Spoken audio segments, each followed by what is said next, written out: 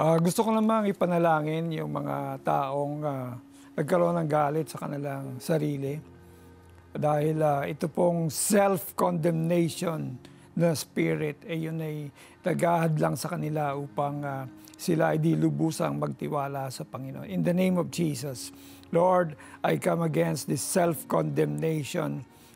spirit, Lord, na kung saan yung mga tao ay iniisip nila, Panginoon, na napakabigat ng kanilang kasalanan na hindi mo na sila mapapatawad o di kaya ay sila ay tinutokso ng kaaway na isipin na yung malaking kasalanan na nangyayari noong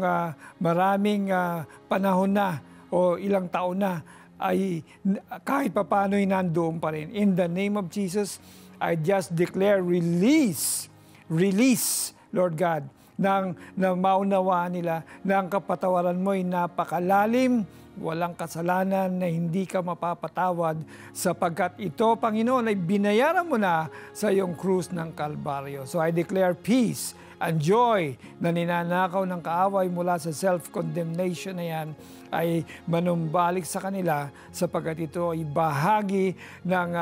buhay, masaganang buhay na ipinangangako mo sa bawat isang tumanggap sa iyo. Amen.